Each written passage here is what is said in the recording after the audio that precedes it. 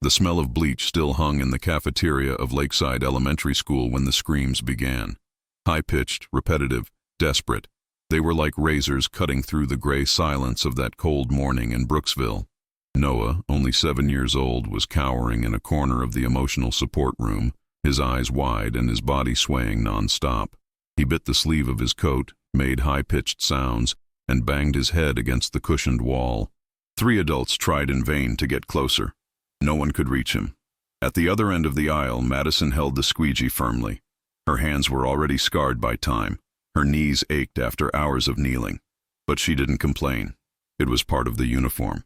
To clean in silence, to smile in silence, to exist in silence. At 52, no one knew his past, nor asked. She cleaned and disappeared. But at that moment, as she wiped over a puddle of spilled milk, something made her look up.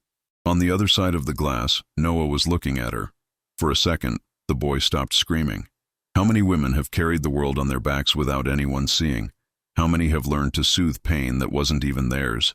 This is not just the story of a cleaning lady. It is the story of a woman who, even invisible, dared to touch the impossible. And when you find out why, your heart will never be the same. But before we dive into the heart of this story, I need you to know one thing.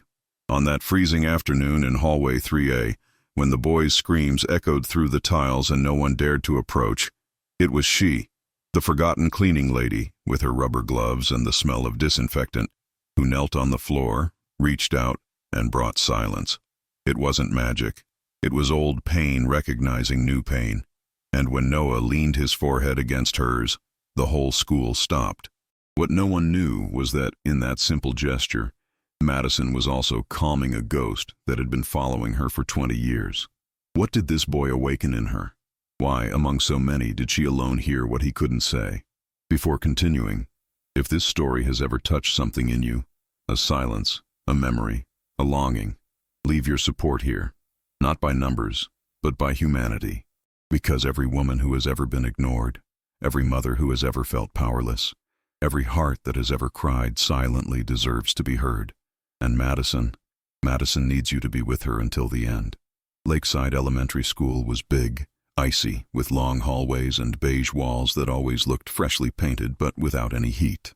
Inside, teachers were hurrying around with clipboards and coffee cups. Principals closed doors to whisper important decisions.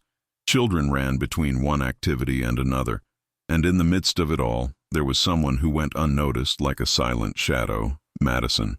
Every day at 5:45 in the morning, she traversed the dirt trails of the north side of Brooksville in a worn brown coat, her face hidden by a gray cap, and her short strides on the thin ice of the road. He lived in a simple trailer, leaning against the foot of a hill, where the wind beat hard during the night. The gate was made of rusty canvas, the windows covered with thick plastic to contain the cold. But inside, there was a wooden altar, a kettle always on fire, and the smell of lavender on the pillow. A memory of lighter times. Madison was 52 years old, her skin marked by sun and silence. He was from Alabama, and he had a slurred accent with a melody that they had already tried to erase. Widowed since she was 31, she lost her husband in a construction accident. And she lost more than that. She lost her son. Or rather, he was torn from her by hands that decided that a lonely, poor and black woman could not raise a boy. She never saw him again. He never heard his voice again. At school, they called her Miss M, a nickname they used so they wouldn't learn the full name. She cleaned the floor of the cafeteria, unclogged the bathrooms, collected papers wet from the rain in the art rooms, and swept leaves from the courtyard as if each one were sacred, always with care, always with zeal, as if it were all hers. And maybe it was, because there, at least, no one could take away what she still had, her strength and her faith. But it was invisible. No one invited her to the teachers' parties. She was never remembered in the graduation acknowledgments. She had lunch alone, sitting behind the greenhouse with a lunchbox of rice and sweet potatoes wrapped in aluminum foil. For breakfast, she heated water hidden in the maintenance room and drank it with instant powder that she brought from home. He never asked for anything. I never expected anything. I just watched. What Madison saw, no one knew. But she saw everything. The boy who cried every time his mother left without looking back. The teacher who came out of the bathroom and wiped her face with makeup over her tears. The security guard who slept in the car after hours. Nothing went unnoticed by her. Only she went unnoticed by everyone. That day, Noah screamed. Madison already knew something was going to happen. I had seen in the hallway hours before, the boy with his eyes lost, the headphones around his neck, his short breath. He felt something in his chest, a known squeeze. It was as if his silence screamed inside her. But Madison didn't get closer. He knew the place he occupied.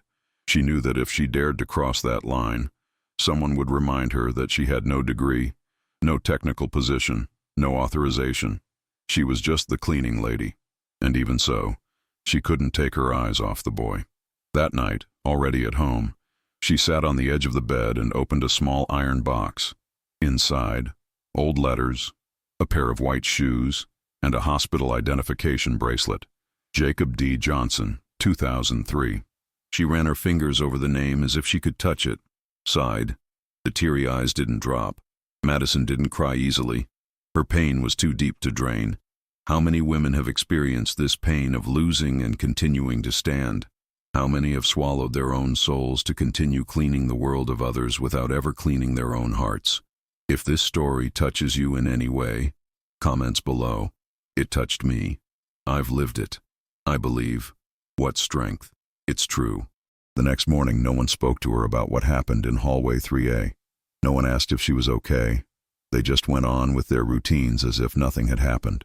As always. As if she wasn't the only one the boy looked at with peace. But something was changing. The principal passed her in the hallway and hesitated for half a second before looking away. A new teacher tried to greet her, but a look from the coordinator made him back off. And some children's eyes now followed her more closely, as if, for the first time, they were seeing who scrubbed the hallways so carefully. In the cafeteria, as she collected the dirty trays from her lunch shift, Madison heard someone whisper her name behind the partition. She was Noah's therapist. She wanted to talk. He said he needed to understand what happened there, that she had never seen the boy calm down like that. He asked if Madison had ever worked with neurodivergent children before. Madison just looked at her and smiled slightly, a tired smile, full of stories that no one had the patience to hear. Then he replied, in a low voice. I only heard what he didn't say. The therapist was silent. That answer said it all, and he said nothing. But what Madison didn't know was that there was someone listening behind the door, someone who didn't want this story to gain attention, someone who saw that cleaning lady as a threat. And when ancient secrets threaten to surface, what do the richest and most powerful people do to silence those who clean their hallways? The answer can destroy everything, or reveal what Brooksville has been hiding for 2 decades. Uptown in Brooksville, surrounded by automatic gates, hidden cameras in the bushes, and mirrored glass windows, stood the Simmons family mansion.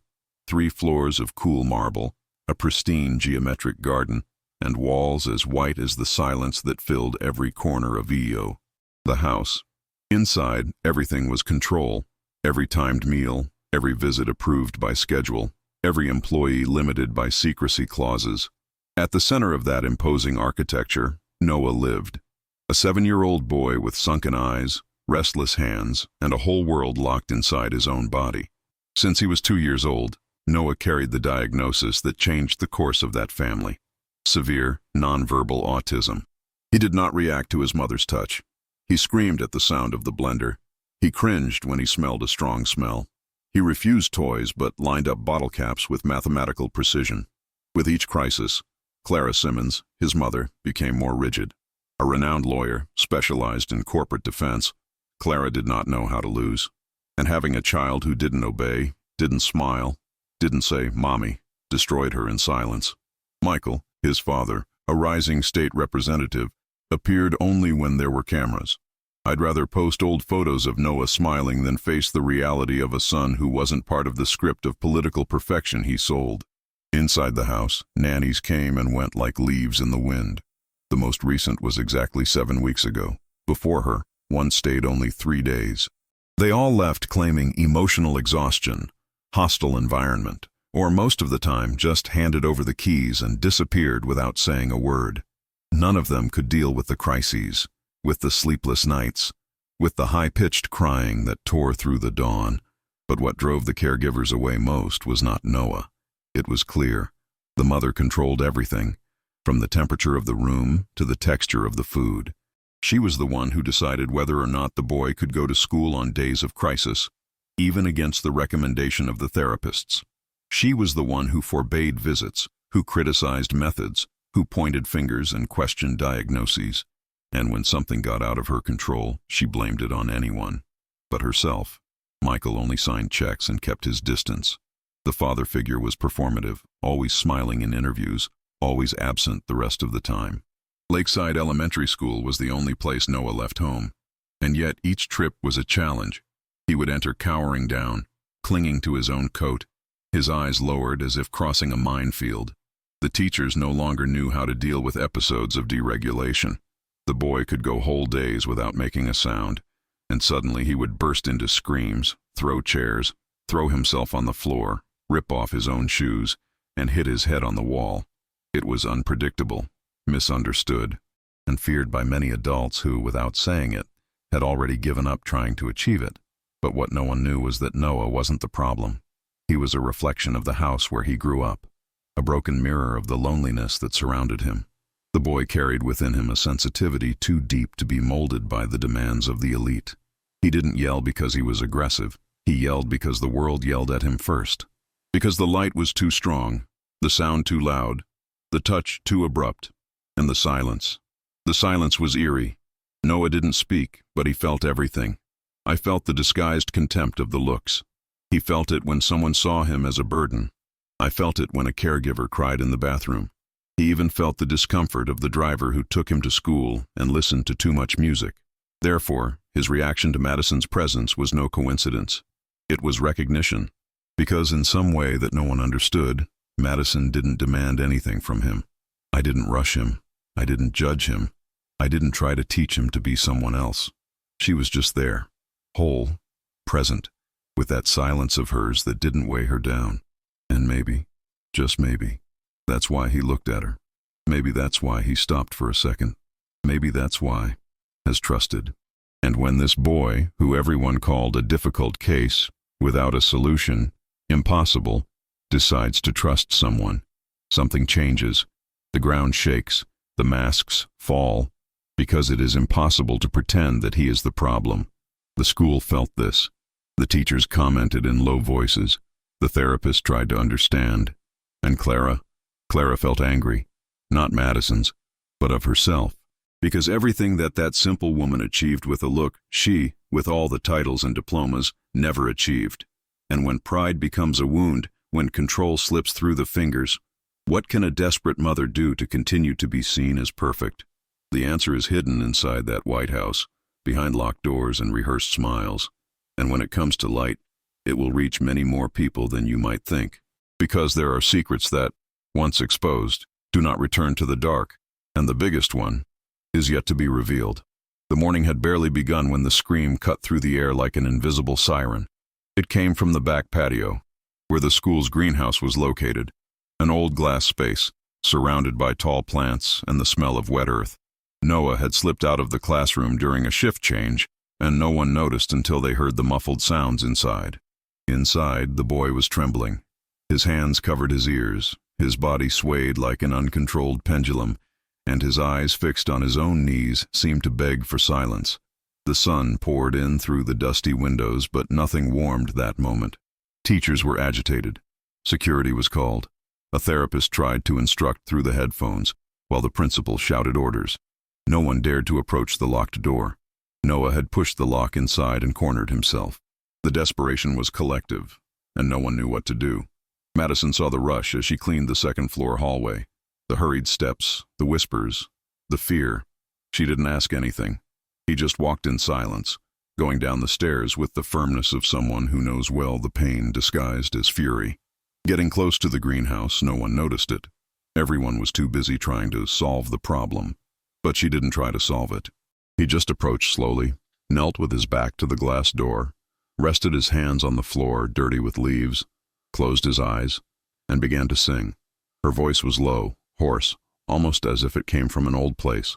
It was a hymn that her grandmother sang in the fields of Alabama, when the world was still land and fear. Nearer, my God, to thee. The words came out like whispers in a note, soft as cotton and firm as prayer. Inside, Noah stopped swinging. It was not immediate. But little by little his eyes rose. The shoulders relaxed. His hands came out of his ears. The music filled the space with something that no one there could name. It was more than sound. It was shelter. Madison continued singing, with his eyes closed, without moving. She didn't say come. It didn't say open the door. She was just present. Presence without requirement. And that, for Noah, was new. It was safe. Minutes later, the lock turned. The door opened slowly. And for the first time, the boy came out of an outbreak in someone's arms, or rather in the presence of someone who didn't try to carry him, just walked alongside. The scene paralyzed everyone. A teacher dropped his clipboard. The principal squinted, trying to understand what she saw. The therapist put her hand to her mouth, and Madison just stood up, looked at Noah, and nodded. The boy looked back. He said nothing, but he didn't have to. At that moment, the corridors changed. The buzz spread like fire in dry straw. It was the cleaning lady. She sang to the boy. He opened the door for her. How did this happen? In less than an hour, Madison was called to the board. He sat down in the uncomfortable chair in front of Mrs. Van Doren's shiny wooden table. The principal had her face closed, trying to appear calm. But there was something in her eyes, a mixture of confusion and discomfort, as if he were facing something he couldn't control. "How did you do that?" the headmistress asked, her fingers drumming on the table. Madison only replied simply, "I didn't do anything. I just stayed there with him." "Singing a hymn? Is this some kind of technique?" "It's just a song that my grandmother used when I was scared." "Did you know that you are not authorized to interact directly with students, especially those under clinical supervision?" Madison lowered her eyes. I knew the weight of that sentence. "There is no authorization," was what separated those who command from those who obey. "But even so," he replied, "I only heard what he needed." "Is that it?" The principal sighed. There was no way to punish her without seeming cruel, but he couldn't applaud either. Not with a powerful mother and a deputy father watching everything from afar. Hours later, the news was leaked to the local press. A Brooksville weekly journalist ran the headline, "School Cleaner Soothes Autistic Child in Crisis. Miracle or Irresponsibility?" The article had only vague excerpts but caused an uproar. Divided comments emerged on social networks. Some extolled Madison as an invisible heroine. Others attacked her for extrapolating functions. Clara Simmons was furious. He personally called the school demanding a meeting. He said that he would not allow an untrained employee to interfere in his son's treatment. And Madison? He went on his turn as if nothing had happened. He cleaned the floor just as firmly. He put the cloth in the bucket as he always did. But inside, something had changed. Because that music that came from her childhood now lived in Noah too. And when the pain of two worlds meets in the same sound, no silence remains intact. But what Madison didn't imagine is that, by touching Noah's heart, she had also touched much more dangerous wounds. And there was someone ready for anything, so that the cleaning lady would return to her place. What can this simple woman do?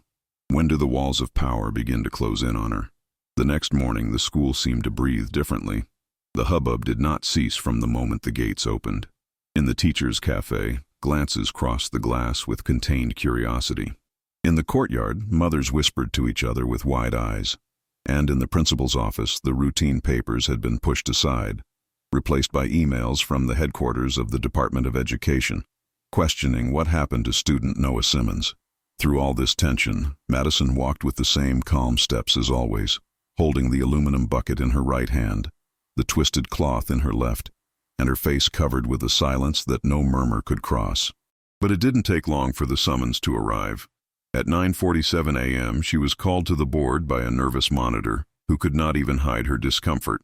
Upon arriving, Madison found 3 people sitting at the table: the principal, Mrs. Van Doren, the pedagogical coordinator, Mr. Blake, and Clara Simmons, elegant, made up, with her arms crossed and her face hardened by cold indignation. "Sit down, please," the headmistress said, pointing to a solitary chair in the center of the room. It was more interrogation than meeting. Madison sat up slowly, adjusting her simple coat over her knees. He did not ask for explanations. He didn't. He just waited. Clara was the first to break the silence. "I want to make it clear that I am absolutely disgusted with what happened yesterday," she said, in a firm, theatrical voice. "My son was exposed to a risk that could have cost him his stability. This lady invaded a therapeutic space without any technical preparation, no permission, no training. The principal tried to mediate, with soft words. "Mrs. Simmons, I understand your concern, but we must also consider that there was a positive response." Noah opened the door. "Calm down." "That's not an excuse," interrupted Clara. "I don't admit that my son is used as an emotional experiment for a cleaning lady. What kind of school are we running here?" Madison remained motionless, her hands resting on her legs. The serene gaze. Her silence was his most powerful response. But Clara interpreted this silence as an affront. "You need to understand your place," he said, now addressing Madison in a cutting tone. "The lady cleanses it. The lady sweeps. It does not approach children with special conditions. This is exceeding all limits. I demand that this intrusion not be repeated. Do you understand?" The coordinator looked at the principal, uncomfortable. The principal looked at Madison, trying to gauge the terrain between obedience and injustice. That's when Madison finally spoke, her voice low but as firm as she was concrete. "I didn't cross any limits. I just stood there, because no one else stayed." The phrase fell like a stone on the table. Clara blushed. The principal took a deep breath. The coordinator looked away. No one answered. Hours later, at the end of the day, Madison was walking out the back of the school when she saw a group of mothers gathering in the parking lot next to the imported cars that twinkled in the autumn sun. As he approached, he realized that Clara was in the center of the group. The others laughed with thermos cups in their hands, expensive bags on their shoulders, and sunglasses that hid expressions, but not judgments. Clara then saw her, and he decided to attack with the dirtiest weapon he carried: contempt. "Oh, look," he said aloud, making sure everyone heard it. The schoolmaid, Brooksville's new child guru, manipulator of fragile child, and now internet star. A few empty laughs emerged, followed by uncomfortable looks. Madison stopped. He looked at Clara with the calm of someone who had heard worse things, but that didn't stop hurting. He did not answer. He didn't need to. Her silence exposed the smallness of others. Clara moved closer, staring at her closely. "People like you. It only serves to clean the floor. Do not attempt to climb beyond what your broom can reach." Madison didn't blink. He just took a deep breath. He felt the cold wind on his face. For a second, the smell of school mingled with that of the Alabama earth in his memory. She felt the same lump in her throat that she felt when they took her son from her. And for the first time in a long time, she felt her body weaken inside. But it did not bend. She went on in silence, carrying that weight that no one saw. And if you're following this story right now, feeling touched by all this, leave a like and subscribe. It is the most beautiful way to show that this pain has not gone unnoticed. Madison kept walking, slow, dignified steps. That day he arrived home later than usual. She sat on the edge of the bed, took off her shoes carefully, and washed her hands as if trying to remove not the dirt, but the hurt. He lit a candle on the altar. He closed his eyes, and he prayed, not by itself, but by Noah, because even in the midst of so much pain, she knew. Something about him was crying out for help. Something about her recognized that request. But she didn't know yet that what was to come would put his soul in check, and that what Clara hid, it was much crueler than words. That night, the silence was denser than usual. The dim light of the moon pierced the crack in the trailer's curtain, casting shadows on the weathered wooden floor. Madison had already cleaned the last dishes of the dinner, folded the floor cloths, and adjusted her shoes by the door. But he couldn't sleep. The humiliation of the day weighed heavily on her shoulders, but what prevented her from closing her eyes was something else, something that moved inside the chest like a wounded bird trying to escape. He walked to the low dresser next to the bed. He opened the deepest drawer. There, among old embroidered handkerchiefs and a rosary with cracked beads, rested a photograph yellowed by time. It was a boy's, no more than 7 years. Light skin, deep brown eyes, the smile of someone who did not yet know the word loss. She ran her fingers over the paper with the delicacy of someone trying to touch the past. "Jacob, your child, the only one." The flash of the memory came with violence. Alabama, 2003. The courtroom was cold. The wooden benches hurt more than the sentence. Madison was on her feet, her hands trembling and her heart begging for mercy. Jacob was only 3 years old when he was torn from her arms. Her father, with whom she no longer lived, had died in an accident. His family, white, rich, influential in the city, filed for custody. They claimed that Madison was unstable, without structure, that the child was not safe. No concrete proof, just words spoken with a polished accent and starched clothes. His paternal grandmother, with her pearl necklace and glass-cold eyes, was the one who took Jacob. It will be better for him, they said. Better away from the mother who cleaned houses. Better away from the neighborhood where there was no playground. Better away from the hug that was all he knew. Madison screamed, pleaded, cried without sound. But he didn't have a chance. The justice that promised equality always had preferences. That day, she lost everything. Returning to Alabama was impossible. Years later, she learned that her grandmother had moved with Jacob to another state. He never had contact again. The letters he sent came back unopened. The phone calls were refused. She didn't know if he was okay. He remembered her. If he still had the sweet eyes of childhood. All that was left was that photo. The only one. And now there was Noah. A boy with the same lost look, the same self-hugging movements, as if the body itself tried to protect you from the world. The same trembling breathing when touched. Madison didn't just see a child with autism. She saw abandonment. He saw loneliness. He saw a pain that no one else seemed to hear. That's why he sat on the floor of the hallway. That's why he sang. Because in some inexplicable way, the boy awakened in her a wound that was still open, an emptiness that hurt as if it were yesterday. It was as if the universe was giving him a second chance, not to fix the past, but to keep another boy from being swallowed up in oblivion. She got up from her chair with the photograph still in her hand. He walked down the aisle and lit a small candle, which flickered like a secret about to be revealed. He murmured an old prayer, asking for light.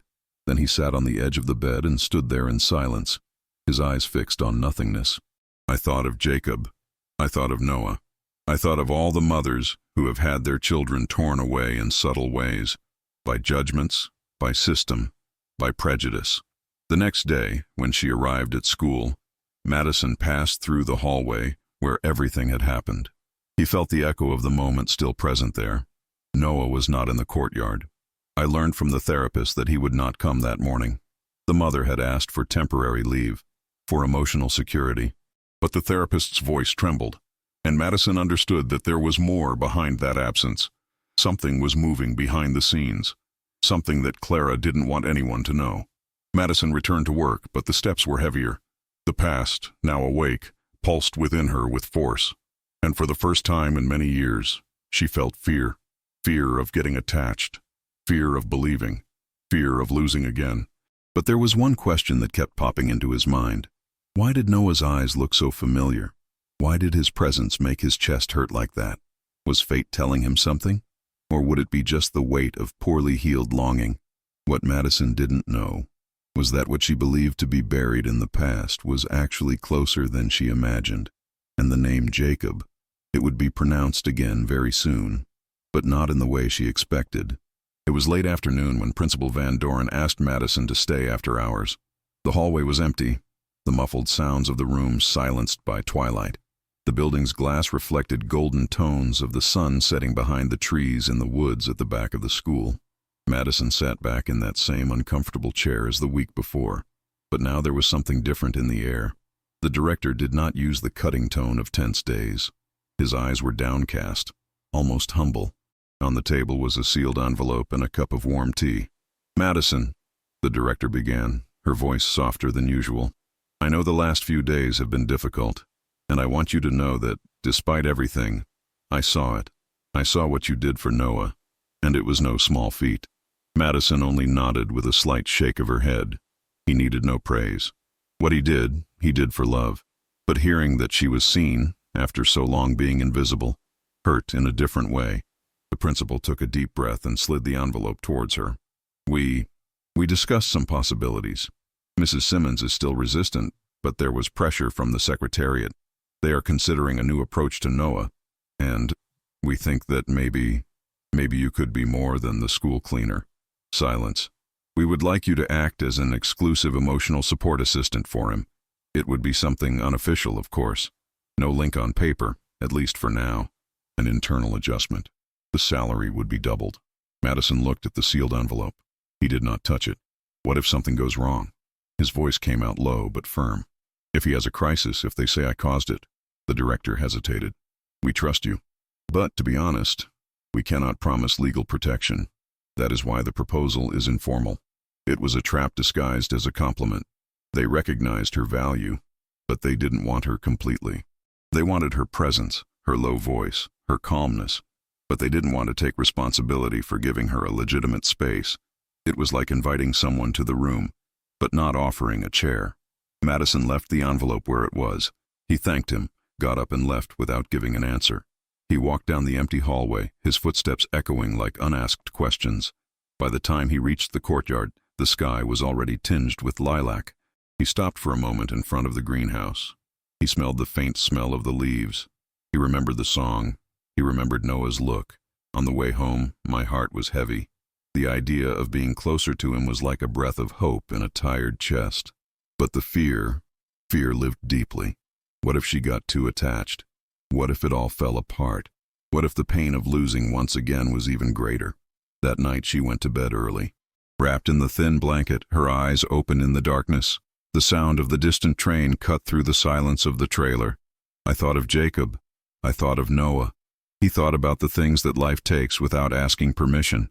There was a nameless question inside her, an old pain that insisted on knocking on the door.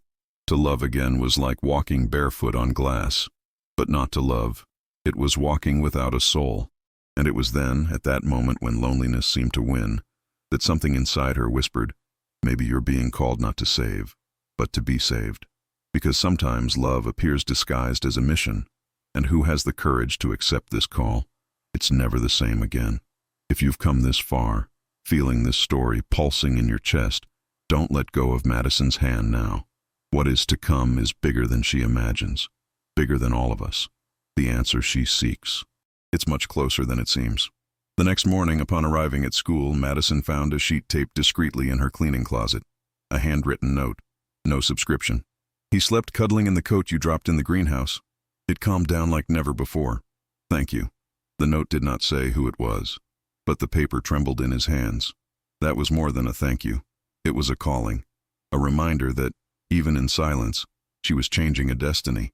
But what Madison didn't know yet was that accepting this call would bring out truths that were never buried, and that her past. He was about to knock on the door with a name she never imagined hearing again. The sound of Clara's heels echoed through the halls like muffled gunshots, each step accompanied by the dry tinkling of her golden bracelets. She arrived at school with her eyes hidden by sunglasses, even inside the building, and her lips painted a red that seemed to shout orders without having to open her mouth.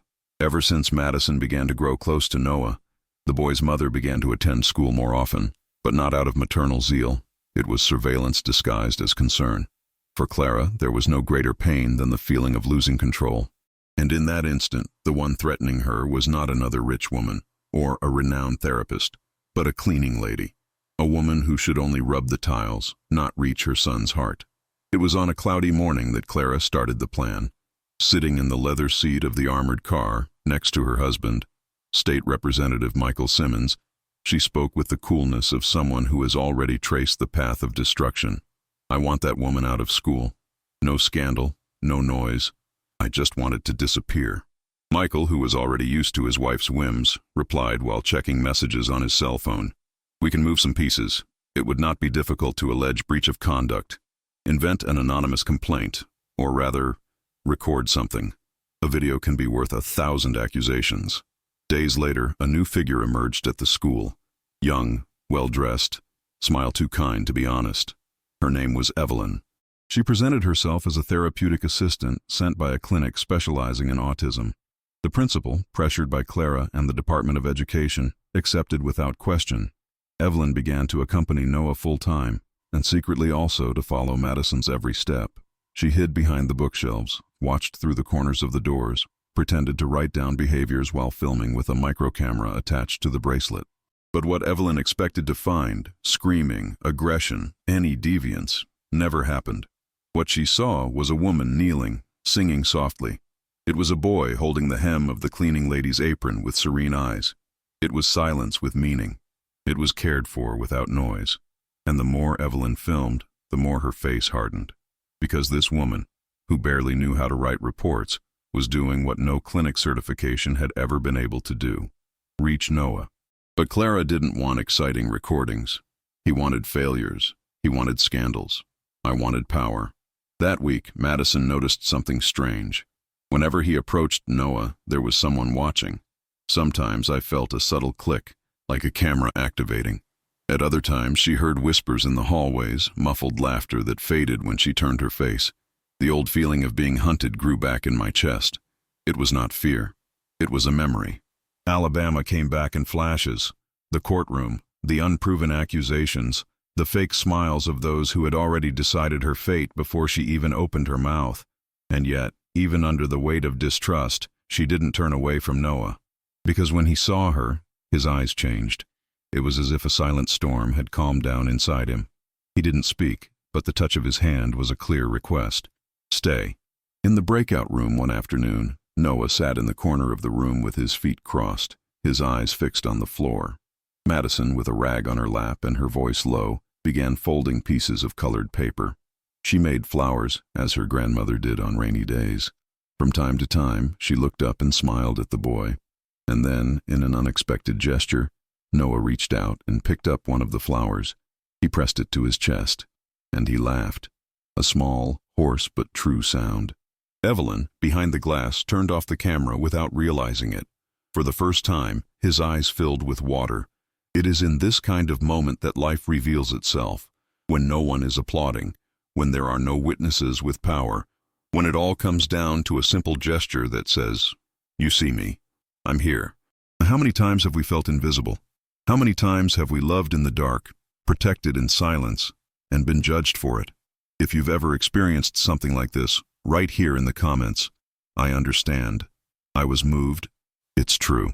Because sometimes just knowing that we are not alone, it already helps us to continue. At the end of that day, Evelyn handed the videos to Clara. Noah's mother analyzed every second with eyes hungry for failure. But he didn't find what he wanted. She only found scenes that bothered her even more. The peace of her son in the hands of another woman. The smile he had never given her. The lightness of a presence that exposed his absence. "That's a threat," Clara whispered, closing her laptop tightly. "I won't allow it." She then picked up the phone. She called an old friend who worked in the supervision of the county school department. A still small voice on the other end answered. "I need someone to report a Lakeside employee. Something about inappropriate physical contact with students." "Yes, anonymously. No too many details. The rest you invent." And the next day, the atmosphere at school dawned differently.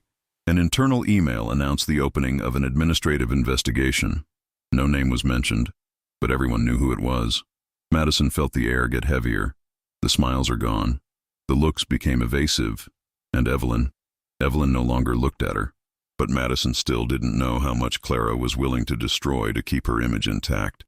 I had no idea that the cruelest coup was still being prepared. A blow that would directly touch the name she had not heard in more than 20 years. Because he was about to resurrect the past with devastating intent. On that rainy morning, the school hallway was grayer than usual. The sound of the students' footsteps sounded muffled, as if even the building felt that something was missing. And in fact, it was. For the first time in 6 years, Madison did not show up for the morning shift. No noise of bucket being dragged. No smell of lavender mixed with bleach. No soft songs coming from the cleaning ward. Just silence. In the emotional support room, Noah sat in the left corner, his body rigid and his eyes fixed on the door. Expected. She expected something she couldn't name, but that her body felt. Evelyn tried to approach her with texture toys, picture books, even food, but he did not react. Her body began to sway back and forth, her eyes blinking too fast. It was as if the world around him had lost its shape. And then came the screams, high-pitched, repeated, desperate. He threw himself on the floor, slammed his own arms hard, pushed the cushions, broke one of his favorite books. The room became a storm of sound and agony. The therapist rushed to call for reinforcements. They applied restraint techniques. They applied emergency medicine. Nothing. Noah refused to eat. He did not sleep. It did not allow touching. He repeated only one gesture. He pointed to the door and shook his head in denial. Evelyn, for the first time, cried. Meanwhile, at home, Madison coughed quietly and held a damp cloth against her forehead. Fever. The body ached as if it had been beaten from the inside out, but the mind was far from there. The heavy head insisted on repeating an image, Noah's face. Something inside her said he wasn't well. It wasn't paranoia, it was instinct. A mute call, and then the phone rang. It was the director. Trembling voice. He apologized before even explaining. He doesn't talk to anyone. It does not accept food. It's going into exhaustion. The only person who can help, it's you. Madison stood up slowly. He had no time to hesitate. He put on his rumpled uniform, tied his hair with trembling hands, put on his soaked shoes, and stepped out into the light rain. He took 2 buses to school. He didn't take a bag. He didn't take medicine. He didn't make excuses. He took only his own pain, physical, emotional, silent, as company. Upon arrival, the gate opened automatically. The director was waiting for her with tired eyes. Nobody said anything. He just guided her to the support room. When Madison entered, the scene was one of desolation. Noah was huddled under the table, his face hidden between his arms. Hearing her, his eyes moved fast. First hesitation, then recognition. So, relief. Madison did not speak. He knelt next to the table, sat with his legs crossed on the floor as he always did. It stayed there, silent, just present. The boy crawled out as if coming out of a ruined shelter. He approached slowly, and then, in a gesture no one expected, he leaned his forehead against hers. Eyes closed. The panting was decreasing. The trembling hands rested on hers, and at that moment, the whole school seemed to stop. On the other side of the glass, teachers, security guards, therapists, and even the principal watched in silence. It wasn't just connection, it was survival. It was love that is recognized in the absence of words. Madison held back her tears with effort. The body was still feverish, the heart out of rhythm. But there, at that moment, she was just a presence, only refuge. He lay down on her lap and, for the first time in 3 days, fell asleep. It was a scene that no one recorded, but everyone kept it. Because there, on a worn-out linoleum floor, among scattered toys and pale walls, an invisible woman had done the impossible once again, and for the first time. Someone from the school came up, handed him a blanket and said, "Do you want some tea?" It was simple, but Madison felt as if the world had stepped to her side. She sat there for hours while the boy slept peacefully, every minute stronger than any medicine, each breath more healing than any therapeutic plan. And as everyone watched, not daring to interrupt, someone asked a question too low to be heard aloud. Who is this woman, really? But the answer was about to be discovered. Because the name Jacob, which Madison kept as a secret wound, would appear where she least expected it, and with him, a buried secret would come that would put everything at risk. The day after Noah collapsed, the school woke up restless, but not because of what had happened, but because of what was about to explode. Madison, still feverish, had been dismissed earlier, taken home by a teacher who was moved to see her almost fainting as she left the breakout room. Noah was under observation, sleeping with her coat on as if it were a shield. But as the woman who calmed him down rested in her simple trailer, a vicious wave moved across town at the Simmons mansion. Evelyn, even touched by what she had witnessed, felt the weight of the obligation and, with trembling hands, handed Clara the recording she had made days before. Madison sitting on the floor, Noah lying on her lap, his small hands clinging to his blue apron, his soft voice singing that hymn that seemed to come from another life. A pure, loving, honest scene, but in the wrong hands. Nothing remains pure. Clara sent the video to an editor hired by Michael. In a few hours, they cut parts, sped up moments, darkened frames, removed the original audio, and added background whispers, as if there was something hidden there. They transformed care into manipulation. They turned affection into suspicion. They turned the only person who really loved that boy into a threat. At 3 a.m, the video appeared on local social networks. Title: Lakeside Cleaner Crosses Boundaries with Vulnerable Child. In the comments, a sea of anonymous judgment. How absurd. Where's the direction? This is inappropriate. Resign. And the cruelest. These kinds of people shouldn't work with children. When Madison woke up with her cell phone vibrating nonstop on the nightstand, still with a fever-heavy head, she didn't understand right away. He touched the screen, and the world collapsed. It was her. She and Noah. The purest scene of the last few months turned into a weapon. Her hands trembled so much that the device almost fell to the ground. For a moment, her heart seemed to stop. The pain didn't come as a blow. It came as an old acquaintance. Alabama was coming back in one piece. The accusations, the looks, the lie that becomes the truth when told by powerful people. Madison clutched her chest and sat on the edge of the bed. The feeling was that someone she loved was being torn away from her again.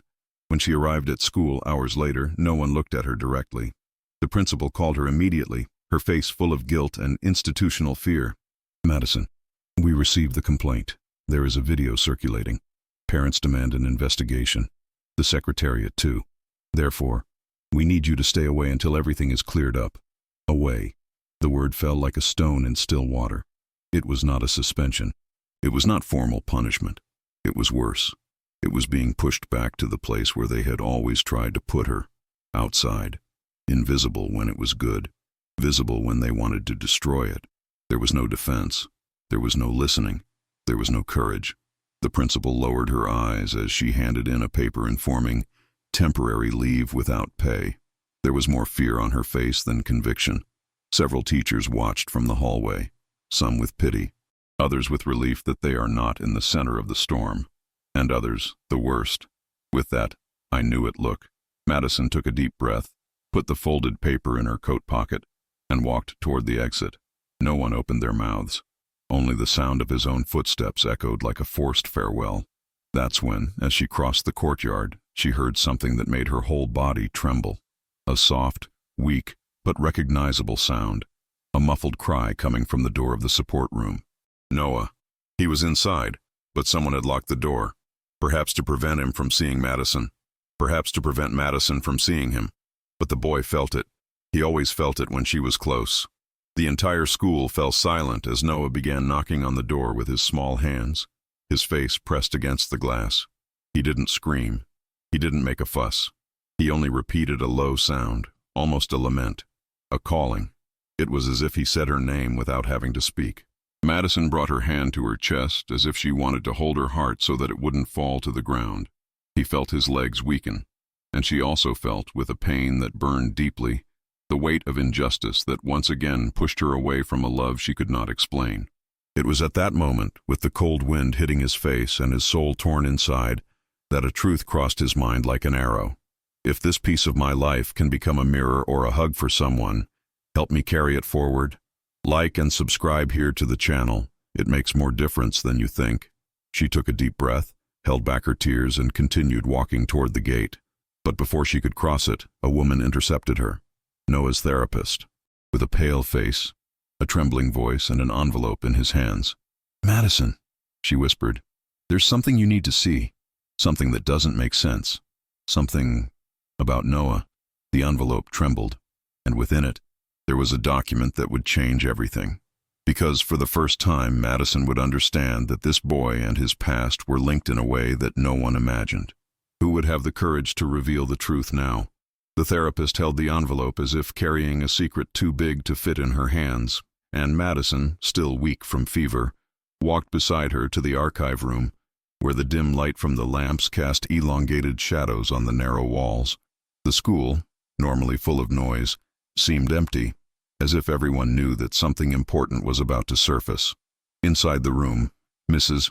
Dalton closed the door, passed the key, and let out a sigh that seemed to carry days of anguish.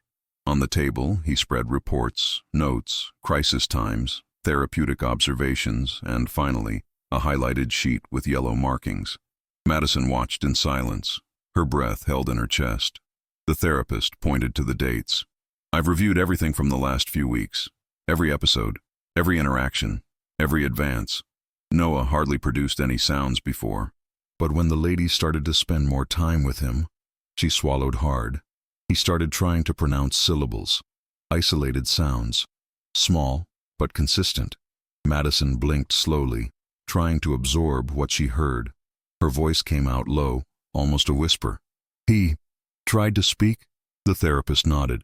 "Yes." He repeated sounds while the lady sang, sounds that had not been in his record for months. And more than that, she pulled out a thick folder. "Observe this behavior. The refusal of food decreased on the days you were here. Levels of unrest have dropped by half.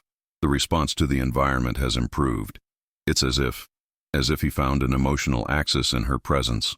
Madison felt her heart tighten, not with pride, but with fear, because every word from the therapist made it clearer that Noah wasn't just a student to her. It was a calling, a living memory, an old wound trying to heal. Mrs. Dalton continued, "Since you were removed, Noah has regressed. He doesn't sleep, he doesn't eat, he doesn't allow touch. It's going into sensory exhaustion. He's suffering." The word suffering cut something inside her.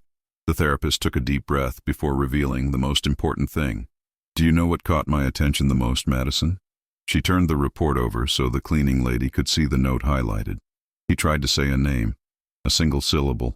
He repeated it 3 times. "Ma." Madison put her hand to her mouth in surprise, but the therapist added, "It wasn't a mother's ma." He pointed to a photo, an old photograph that was on my desk for a study project, an image of a child with traits similar to him. That boy had a name similar to the one Noah pronounced. The therapist opened a drawer and took the picture. It was an old copy of a catalog on adoption and court cases. The image brought Madison's world down. It was the same photo she kept at home. Jacob, still small. The therapist, serious, approached the photo. Noah saw this image. It touched his eyes, and he said, "Ma," as if he recognized something, as if he were calling someone. Madison felt her legs tremble. He had to lean on the table. He felt the weight of the past rise like old dust, entering his lungs. The face of her son, who had disappeared for so many years, mixed with the face of the boy she now protected with her own soul. It was too much. "Mrs. Dalton, what are you trying to tell me?" Madison asked, her voice wavering. "I don't know yet," the therapist admitted, "but there's something very wrong with this story. Something that doesn't close. Something that connects you and Noah in a way that can't be a coincidence. And there's more."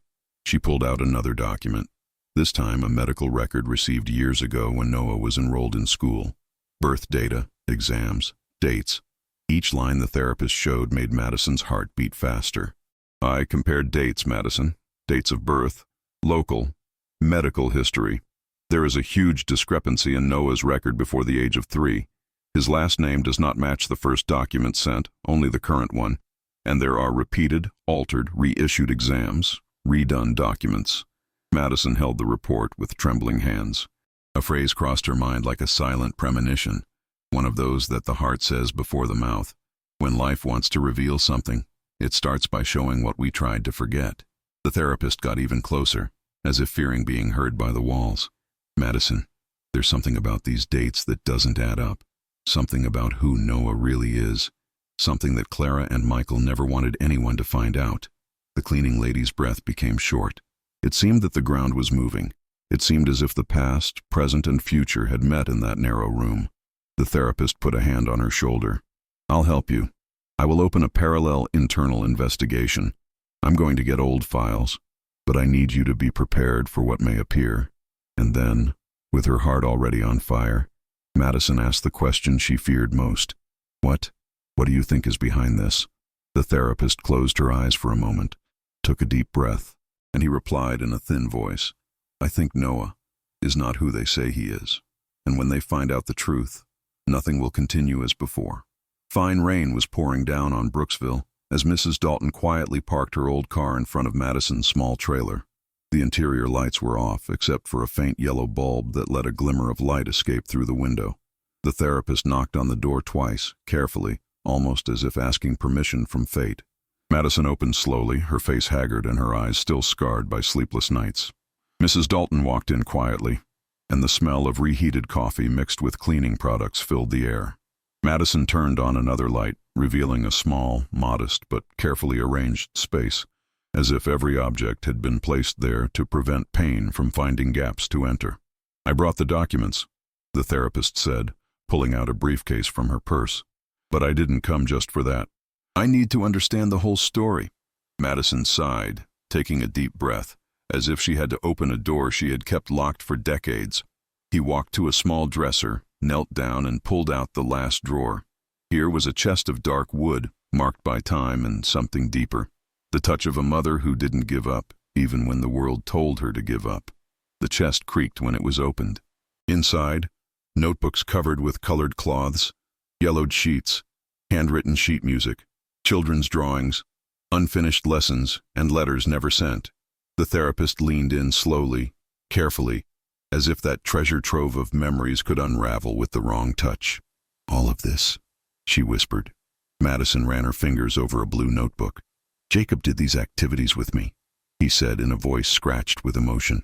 He had difficulty with reading, but he responded very well to rhythms, colors, textures. Each song was like a map to him. It was the way we met. Mrs. Dalton opened one of the sheet music, simple, repetitive notes, but with a pattern that immediately caught your eye. "This song, it's the same one you sang to Noah, isn't it?" Madison nodded. "I didn't plan it. Left, as if my body remembers on its own." The therapist flipped through another notebook and found drawings of colored circles, repeated shapes, visual patterns very similar to the ones Noah used when he tried to calm down on the paper. For a moment, the therapist felt her heart tighten. It was as if two parallel stories finally touched each other at the point where they should always have met. "Madison," she began, swallowing the impact, "you're not just empathetic. You have practical clinical experience. More than many trained people. That's it. That changes everything." Madison looked away. "It didn't change when I needed it. It didn't change when I took my son out of the hospital and they said I didn't have enough education to understand what he needed. It didn't change when that judge called me an inappropriate mother and gave my boy to his paternal grandmother just because she had money and a surname." The therapist closed her eyes, feeling a lump of indignation rise up her throat. "They destroyed your life." "They didn't," Madison corrected, sadly softly. "They left her in pieces. I had to collect it alone." Mrs. Dalton held one of the notebooks tightly, as if holding a living proof of an injustice that cannot continue. "Now I understand everything," she muttered. "I understand why Noah responds to you. I understand this connection. I even understand the pain that crosses his eyes when he looks at him." Madison was silent. The time in the trailer seemed to have stopped. The therapist took a deep breath and made the decision that would change everything from then on. "I'll reinstate you to school. Formally.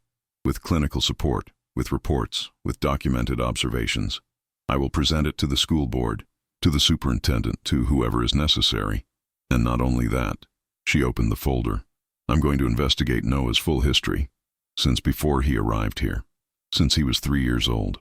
As if fate had given ropes too loose for dangerous people to pull, she thought as she leafed through old documents.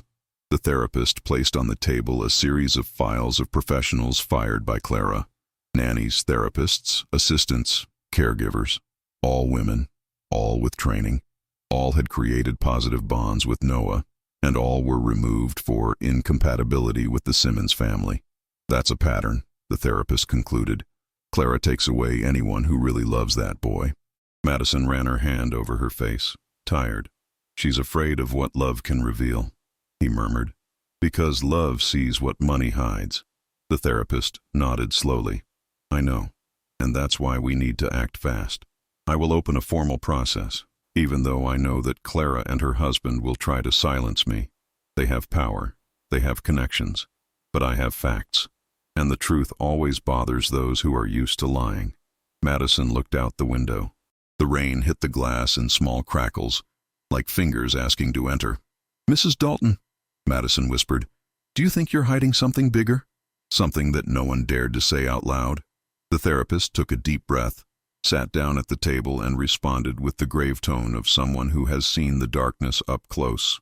"I think Noah carries a secret that isn't his, and that when it comes to light, it will destroy the bright image of the Simmons family." The question that echoed on the narrow walls of the trailer was so heavy that no lightning could cut it. If the truth really comes out, who else will be willing to face everything to protect that boy? The auditorium of the Lakeside School was packed, lit by cold lamps that made everything look almost clinical, as if each person present was there to be examined, judged, or acquitted. Parents talked in whispers, teachers exchanged tense glances, and the principal walked across the stage with papers in hand, trying to organize a meeting that had already lost control before it even began. At the back of the room, Madison remained standing because no one had offered her a chair. She was in a simple uniform, her hands clasped and her gaze down, while Clara Simmons, impeccable in her navy blue dress, circulated as if she were the owner of the place, holding her cell phone with. the sensationalist report open. When the microphone was turned on, the murmur ceased. Clara walked to the center, tall, confident, with the expression of someone who was about to crush someone using only words. "We are here," she began in a firm, theatrical voice, "because an employee crossed boundaries, exposed my son, and caused irreversible damage to our family. I demand that the school take immediate action." The audience murmured. Some nodded. Others looked away, uncomfortable. Madison remained motionless, silent, as she had always been. The principal took a deep breath and called Madison to the center. The cleaning lady walked slowly, as if crossing a minefield. Her heart beat strongly, but her face remained serene, marked by a force so silent that only those who know injustice understand. "Madison," the principal asked, "would you like to say something?" She looked up slowly. "I only took care of him," he replied hoarsely, "because he needed to, because he asked with his eyes. That was all." Clara gave a cold smile. "Did you ask?" A nonverbal autistic boy asked. She laughed, and part of the audience laughed together, not out of malice, but out of fear of contradicting those who had power. The principal tried to follow a safe script, but Mrs. Dalton abruptly got up from the second row. Her hands trembled, but her voice did not. "Enough." The auditorium turned to her. "Before any injustice is committed," the therapist continued, "you need to see what really happened. Not the cut, distorted, and malicious version that went viral, the full version." The director hesitated. Clara squeezed her husband's arm, signaling to stop it. But it was too late. An IT employee at the school had already connected the projector. The image appeared on the big screen. There was no cut. There was no distortion. There was no malice. It was Madison sitting on the floor, her knees bent, singing softly as Noah fell asleep with his head resting on her lap, completely serene for the first time in weeks. The entire audience stood still. The sound of the video was soft, full of intention, full of truth. Many parents put their hands to their mouths. Teachers began to cry. Even those who had previously judged were paralyzed, unable to deny the purity of what they saw. The therapist took the floor again. "Noah didn't just calm down with Madison. He has evolved. He began to pronounce syllables. It initiated new sensory responses. He slept better. He ate better. His progress was directly linked to her presence. All of this was recorded, cataloged, and clinically validated. And the school ignored it, because it was easier to silence an invisible woman than to face a powerful family." Clara stood up, furious. "I don't allow this exhibition. This is absurd. Michael, do something." But the deputy was also pale. No political influence could erase that truth projected before everyone. The director, teary-eyed, approached the microphone. "Madison." But before she finished, the noise of a door opening at the back of the auditorium made everyone turn around. It was Noah, small, fragile, with messy hair and a crooked coat, holding the hand of an assistant who had tried to stop him. He walked in slowly, his eyes looking for someone, looking for her. Seeing her on the stage, the boy paused for a moment, as if the whole world had disappeared, and then walked on, with quick steps, almost stumbling. The audience held their breath. Noah stopped in front of Madison. He looked up.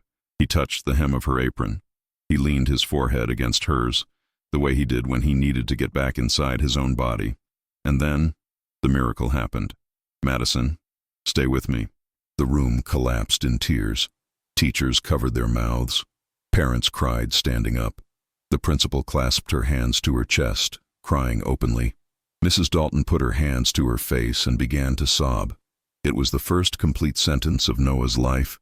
Clara stood motionless, white as paper, breathless, as if the ground had been torn from her feet. And Madison fell to her knees, hugging the boy without squeezing, without fear, just with the delicacy of someone who finds something she never stopped loving.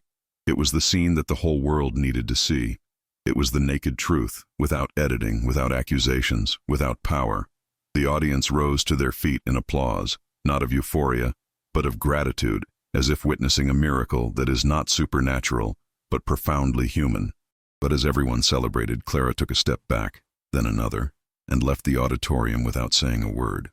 Her eyes filled with something that wasn't regret. It was dread, because she knew that moment wasn't the end of the problem. It was the beginning of the end of the lie. And when she closed the door behind her, a question crossed the air like a whisper that no one dared say out loud. If Noah had just called Madison by name, what else could he remember?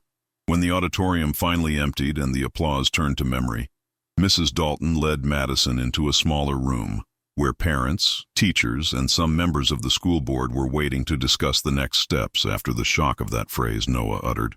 There, in front of so many hopeful and emotional looks, Madison realized that she could no longer carry the pain she had been carrying for 20 years alone, and when the principal asked her to speak, she took a deep breath, rested her hands on her own simple clothes, and began to tell the story she had never told out loud, the story that had always been the silent wound behind her calm eyes. She said that in Alabama, when she was just a young mother trying to survive, she had lost custody of her child not because she was negligent, but because she was a poor, lonely black woman in a state that always had owners and always chose which side of justice she would be on. And she told how, after a false complaint made by the child's paternal grandmother, a rich woman, influential, whose surname was worth more than any truth, she was judged not by the quality of the love she offered, but by the color of her skin, the neighborhood where she lived, and the work she did. She recounted the day she left the courtroom with her arms empty and her chest torn off, the day her boy Jacob was taken away while claiming it was for his sake, and how she spent months trying to regain custody, sending letters that were never opened, phone calls that no one answered, and prayers that seemed to hit the ceiling without crossing the sky. She explained that she fled to Washington to escape the eyes that called her a failure, the neighbors who repeated lies as if they were sacred truths, and that when she arrived in Brooksville, she found in the Lakeside School the only place where she could start again without questions, without judgment, only with the honest work of her own hands, washing corridors to also clean her own scars. She said that she has always lived in silence because, when you are poor, black and invisible, silence seems safer than voice. But that when she saw Noah for the first time, with that look that asked for help without sound, with that pain that she recognized from afar, something inside her lit up again, as if her heart said, "I know you." My son also spoke like that without words, and as she spoke, mothers began to cry.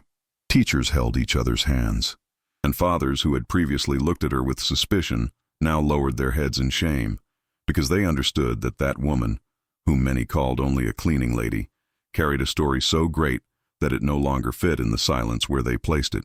And when the principal, with a choked voice, he thanked her for her courage, someone in the back of the room began to record, then another, until Madison's entire testimony was being filmed from different angles, not out of sensationalism, but because those words deserved to be heard, shared, protected.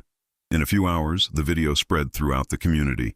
In one day it reached the entire city, and on the second day it reached groups of mothers of autistic children who began to send messages of support, solidarity, recognition, saying that they saw in her the strength that many families would like to have against unjust systems, saying that she was the one who deserved to be speaking at congresses, not being chased in corridors. The video went viral, but not with hatred, with love, with empathy, with indignation turned into unity. And for the first time since she lost Jacob, Madison was not invisible. She was seen, heard, respected. And as the world discovered who she was, as hundreds of people shared her story with the phrase, "This is what it's like to love a child," as the school was torn between shame and hope, a thought began to grow in the back of her mind, like a slowly rising tide. If all this truth was finally coming to light, what would happen when the greatest of all truths was revealed? The entire country seemed to have woken up to the name Simmons plastered on headlines, and as the school tried to regain some semblance of normalcy, Brooksville turned into a scene of political scandal. It all started when an investigative reporter, touched by Madison's video and intrigued by Noah's intense reaction, decided to dig deeper into the family's past, and what he found opened deep cracks in the impeccable image that Michael Simmons had built over the years. Internal documents showing that when Noah was just 2 years old, medical tests had pointed to clear signs of behavioral regression, need for early intervention and specialized follow-up. But Michael, worried about the election campaign he was about to launch, ordered the diagnosis to be delayed to avoid talk about weakness in the family, even terminating contracts with 2 clinics that refused to keep the report confidential. In addition, former employees began to emerge, therapists, nannies, assistants, all telling the same story. They were instructed to lie about Noah's behavior during public events, to deny episodes of crisis and, above all, to never show an emotional bond with the boy so that Clara and Michael would not feel replaced. Some even reported veiled threats if they divulged information about the emotional instability of the house. The press, hungry for the truth that was now pouring in from all sides, set up camp in front of the Simmons mansion, and the cameras that had once displayed the perfection of an exemplary family now showed closed doors, covered windows, and a desperate silence. In the midst of all this, Michael tried in vain to control the narrative. He called a press conference, accused opponents, cited political persecution, but no justification stood up to the evidence. The next night, his aide, the one who had always seemed so safe, entered the office with his shoulders slumped and handed over a folder full of statements recently confirmed by the prosecution, saying only, "You can't hide it anymore." Pressured, surrounded, exposed, Michael Simmons resigned from his position in front of the cameras, reading a short, cold text, without apologizing, without admitting guilt, just trying to save what little was left of his own reputation. Meanwhile, Clara faced another fall, not that of politics, but that of the arrogant pedestal she had sustained for years. The mothers at the school, once submissive to the name Simmons, began to move away, teachers avoided contact, and even her coffee friends, who lived off her social glare, disappeared like smoke as soon as they realized that the family no longer had the power to offer protection. Clara was alone, for the first time without the shield of the elite, and under a shower of looks that said, "Now you know what it's like to be invisible." And while all this ruin was, happening, Madison continued to work in silence, cleaning the same corridor she had once washed in tears, and without moving a finger against Clara or Michael. She did not seek the press. She did not seek revenge. She did not raise her voice. The truth, finally freed, did the work for it. And sometimes this is how justice arrives, not with screams, but with the slow and inevitable fall of everything that was built on lies. One late afternoon, while passing the cloth through the support room, the director entered in silence, observing her for a moment and thinking about the strength of that woman who faced the world without raising her hand even once. Madison lifted her face slowly, with that look that carried centuries of resistance, and for the first time in a long time, she allowed herself to breathe a sigh of relief.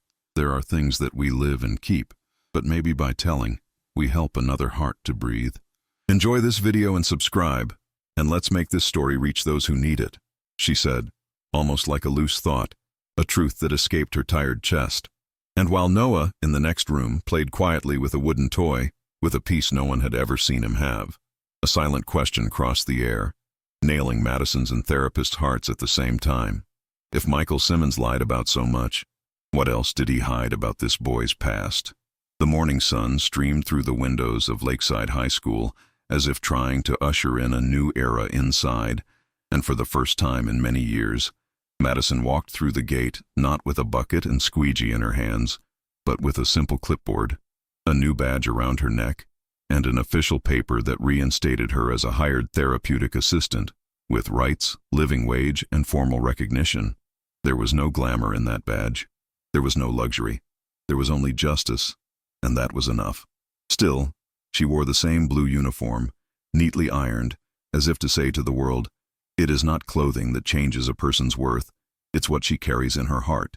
As soon as she entered the hallway, Professor Linda, who had rarely looked her in the eye, smiled broadly and hugged her tightly. Then came Mr. Harris from the maintenance sector, who shook his hand with pride. Mothers who had previously looked away now walked up to her sincerely, thanking her for all she had done for Noah, and for all that, they said, she represented to so many other invisible children. Madison didn't get used to so much attention. The sparkle in the eyes of others seemed stronger than she felt she could sustain, but she received every gesture with humility, because she knew how much that recognition was not just hers. It was from all the women who, like her, had been underestimated by life. The emotional support room was different, more illuminated, more alive. Texture toys, sensory books, simple instruments, and sitting on the floor, with his hair messy and his hands playing with a colorful xylophone, was Noah. When he saw her enter, he raised his face, with that look that seemed to cross walls and touch memories that even he didn't know he had. He didn't run, he didn't scream. He just smiled, in that precious little way that only he knew how to smile, and that to Madison was worth more than any medal. "Good morning, Noah," she said, kneeling. "I'm here." He approached slowly and touched her badge, curious, as if he were recognizing a symbol. Then he put his hand on her chest, right where the badge hit, and murmured something almost inaudible. It was not a phrase, it was not a complete word, but it was intention, it was gratitude, it was bonding. Therapist Dalton, who was watching from a distance, smiled. "He's growing up, Madison. It's evolving too fast, and a lot of it, it's because of you." Madison shook her head with a shy smile. "No, it's him. I just showed him the way to turn on his own light." The therapist approached. "And now we want you to help other children. 4 new students are arriving with different diagnoses. They need someone like you, someone who sees what few can see." Madison widened her eyes in surprise. "Me?" The therapist nodded.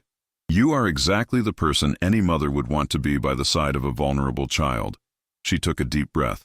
The responsibility weighed heavily, but the heart warmed. And it was with this heat that she started the new routine. The boy Lucas, with severe dyslexia, calmed down when she taught lyrics using music. Little Emma, diagnosed with sensory processing disorder, held her hand confidently. And Noah shone. Every day a step, every day a gesture, every day a new discovery. And in the midst of so much transformation, a delicate truth sprouted within her like a flower born in concrete. There were parts of life that could not be recovered, but there were others that God returned in an unexpected way. That's when Madison, arranging boxes with teaching materials, let slip a thought that seemed more in line with her own heart. Sometimes life takes time, but when it gives it back the right way. It was as if it were a silent invitation to the viewer. Stay with me, because what comes now is not pain. It is destiny. That evening, when the last student left, the principal called Madison to the inner garden, where the wind blew lightly among the plants in the newly renovated greenhouse. "You've transformed this school," the headmistress said, teary-eyed. "Not with techniques, not with diplomas, with love, with truth, with courage. I owe him an apology for not having seen it before." Madison smiled, small and serene. "We learn when we need to learn." "And what do you feel now?" asked the director. Madison looked up at the sky where the sun was beginning to fall behind the trees. "I feel like maybe God is taking me to a place I should always have been." Just then, Noah appeared at the garden door, holding a piece of paper in his hand. He walked up to her, stopped in front of her face, and handed over the drawing. 2 little sticks holding hands, one larger and one smaller, and above them the word muddy, written with effort, with crooked strokes, but written by him. Her heart almost collapsed. She knelt down and hugged him slowly, the way he liked best. Head over his shoulder, no pressure, just presence. The therapist watched the scene with her eyes shining. There was progress there, there was love there, there was destiny there. But there was also mystery. Because, as Noah evolved, words came out of nowhere. Fragmented memories appeared as echoes. And what no one dared to say out loud, but everyone feared, was simple and scary. What if this boy was about to reveal something that could change everything, even Madison's story? The answer to this question began to take shape in his eyes, when suddenly Noah spoke a name that Madison hadn't heard in 20 years. Clara appeared at the door of the support room at the end of a gray afternoon, so different from the haughty woman who one day paraded through the corridors with her chest puffed out and the world at her feet. Now, her shoulders were slumped, her makeup smudged under her eyes, and her expensive coat seemed too heavy for someone who, for the first time, looked really small. Madison was kneeling next to Noah, helping him to put away small colored blocks in different boxes, each color in its place, each gesture an exercise in calm, presence, reunion with himself. When she heard hesitant footsteps, she turned slowly, and Clara looked away at once, as if she feared she would collapse if she faced directly the woman she tried to destroy. The director, noticing the atmosphere, discreetly moved away, leaving the two alone, because there were pains that could only be treated away from witnesses. Clara took a deep breath, a tremor running through her entire body, and took 2 steps forward, not knowing where to put her hands, her voice, or her own guilt. She began, but choked on the first syllable. He tried again. "I need to talk to you." Madison stood slowly, wiped her hands on her uniform, and just waited. There was no anger on his face, no pride, no defiance, just that ancient serenity, so rare that it always made others mistake firmness for weakness. Clara ran her hands over her face, trying to compose herself, but there was no hiding the despair that lived there. "I don't know what else to do with my son," she confessed in a thin voice. "I don't know. Love him." Madison didn't move. Noah, sitting on the carpet, swayed a blue cart and looked at the two women with that attentive silence, as if he understood every word despite not participating in the conversation. "I try. I really try," Clara continued, clenching her fingers until the knots turned white. "But he doesn't look at me like he looks at you. He doesn't touch me. Don't smile. And the voice failed, but she insisted, "I'm afraid of being a bad mother." The words were suspended in the air, so heavy that they could have broken the ground. Madison took a slow step toward her, and Clara stepped back a little, as if fearing being judged. But Madison didn't judge anyone, even when she had every reason. She only understood the pain of others because she had carried her own for decades. When she was close enough to see the trembling on Clara's lips, Madison raised her hand and, with a delicacy that surprised even Clara herself, touched her arm. Not as comfort, but as truth. Clara then collapsed, not with screams, but with silent, desperate tears, heavy enough to reveal everything she had always hidden behind the money, the expensive clothes, the impeccable reputation.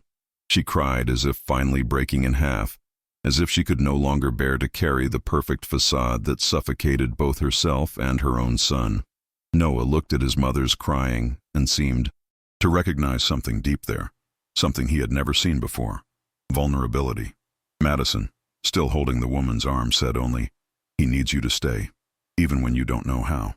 Clara lifted her face, stained with tears, and for the first time there was no arrogance, no anger, no arrogance. There was only an afflicted, frightened woman who now realized the extent of her own flaws. "Teach me," she begged in a childish whisper. "Teach me how to be a mother." Madison didn't say yes or no. He just held out his hand, slowly, offering not an answer, but a path. Clara looked at that hand for a few seconds, the hand she herself tried to crush with so much hatred, and, trembling, held it. Noah watched everything, his eyes wide, breathing faster, as if something inside him was rearranging. Madison let go of Clara's hand and sat on the floor, signaling for her to come closer. Clara hesitated but knelt beside her son. She didn't know what to do, so she just put her hand close to his arm. Close, not over, respecting a boundary she had never understood before. Noah looked at his hand, then at Madison, then at his mother. He approached slowly, like a puppy that smells something new, and leaned the blue card against Clara's leg. A minimal gesture, almost imperceptible, but one that made her heart explode inside her chest.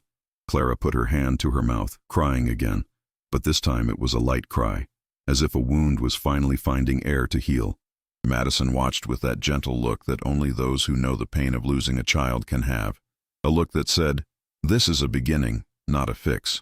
For long minutes the three lives stood there, held by a beautiful silence, for the first time a silence that hurt no one.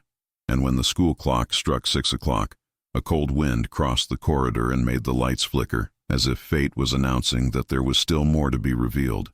Noah leaned his head on his mother's shoulder, a gesture so simple and so gigantic that it made Clara sob loudly. And Madison, seeing that scene, felt her own heart tighten, because something in that gesture seemed more than approximation. It felt like memory. And then, as if the universe had chosen that exact second to strip away the last layer of silence, Noah looked up and whispered a name he should not know. The question that exploded in Madison's chest came like a silent thunder. Why did Noah? Would you call it by that name? The next morning, when Madison opened the door of the small trailer, she found a manila envelope resting on the step, wet only at the edges by the serene of the early morning. There was no sender, only his name written in irregular handwriting, as if the hand that wrote him trembled between courage and despair. She took the envelope inside, put the kettle on the fire, and as the steam rose slowly, opened the letter with the same care with which one opens an old wound. The paper was simple, marked by repeated folds, and in the very first paragraph the floor disappeared under her feet. Madison Turner, We are contacting you because years ago we received letters from a man who said he was looking for his biological mother. Recently, he resent new documents and cited information that made us confirm his identity. The boiling water crackled in the kettle, but Madison didn't listen. The world had fallen silent around her. With trembling hands, she continued. He was left under the guardianship of his paternal grandmother after a court order. Later, after her death, he went through 2 different shelters. It was never adopted. At 18, he left the system. Madison put her hand to her chest, because her breath no longer seemed to fit in her body. The rest of the text trembled before her eyes. He has a scar on his forehead that he suffered at the age of 3, after falling while running to you in the backyard of his old house. He says, he remembers a lullaby that spoke of light on the hill and says that sometimes the smell of lavender soap makes her throat tighten, although she doesn't know why. Madison squeezed her mouth with her hand to keep out the sound that wanted to come out. Not a scream, but a sob of life coming back. Jacob, his boy, her baby torn from her arms before she could say, "Mommy," clearly. The paper was shaking so much that she had to sit down. He continued reading, now with tears streaming down his face, hot, heavy, sacred. He came to us again asking for help to find her. We were able to cross-reference his name with old records. He's on his way to Seattle to meet her again. Madison closed her eyes tightly, as if holding the whole world inside her chest, and let the tears flow as if washing away years of silence, of nights kneeling on the floor, of prayers that seemed to have never been heard. The kettle blew loudly, but she did not get up. She just put the letter over her heart and breathed for the first time without fear, without shame, without guilt. When she managed to get up, she walked to the small mirror attached to the wall and saw there the woman who had survived everything: poverty, racism, injustice, the loss of her child, the pain of abandonment. But he also saw the woman who loved Noah, who healed a wounded boy, who faced the city's elite with dignity and won not with violence but with truth. She wiped her face, put on her blue uniform, because that was how she wanted to be found, simple and real, and went to work. At school, Noah ran up to her holding a new drawing, 2 large figures, a small one in the middle, and a red heart on top. Madison couldn't contain her emotion and hugged him carefully, feeling the warmth of that boy who, unknowingly, had been the thread that pulled his destiny back to the right place. Therapist Dalton noticed the different sparkle in her eyes and asked quietly, "What happened, Madison?" Madison smiled with tears but said, "No word," opened the bag and showed the envelope. The therapist put her hand to her mouth, shocked, and then smiled with the serenity of someone who knows how to recognize a miracle when he crosses the door. Noah, seeing the 2 emotional, approached slowly, leaning his head on Madison's belly, as if he knew that there was too great a joy there to be only inside her. Madison ran her hand through his hair, with that gesture that life had taught her to make as a prayer, and let out a whisper, "Thank you, my God. Thank you for bringing my boy back." But as he put the letter in his pocket, something cold came through his body. Not fear, but foreboding, because a question began to hammer in her mind, so strong that it could almost be heard, and she had to plant her feet on the ground so as not to tremble. If Jacob was coming, if he was alive, if he would finally find her, what would happen when he discovered that, when he arrived, he would also find the boy who awakened his healing? And more, how would Noah, who had been recovering memories, fragments, names, react when he came face to face with the man whose story held the key to all the answers that were still buried in the past? Life was about to bring together 2 halves of an old pain. But what would happen when these 2 fates looked at each other for the first time? In the courtyard where it had all begun, with the sun hiding behind the tall trees and Noah running in circles around the trunk, laughing softly in his own unique way, Madison watched with that discreet smile, the one that only appears when the soul is finally at peace. And it was there, in that warm silence, that a dark car slowly entered, stopped near the gate, and out of it a tall young man, his brown eyes, exactly the same tone as hers, and when he saw her, he didn't need to ask, he didn't need to confirm. He just began to cry, as if he had found what he had been looking for all his life. Madison took 2 steps, then 2 more, until Jacob ran and wrapped his arms around her, and she, for the first time in front of so many people, wept without shame, without fear. just letting life give back what was once taken from her. Noah, curious, approached, and as if he knew that something sacred was born, there, he leaned his forehead against Madison's, repeating the gesture that one day started it all. And when he saw this, Jacob smiled, as if he understood that that boy had been the thread that pulled his mother back into the world. At that moment, Brooksville was dwarfed by the grandeur of three stories that finally met, and the narrator whispered in her own voice, "Sometimes, who the world calls crazy. He is just waiting for someone to listen with his heart." And this story leaves in the chest the certainty that the love that is true always finds a way, even when everything seems impossible. Because courage, faith, and dignity are still forces that change destinies. Thank you for walking together here, for holding this narrative like someone holding a tired hand. And if this ending warmed you up in any way, leave your like.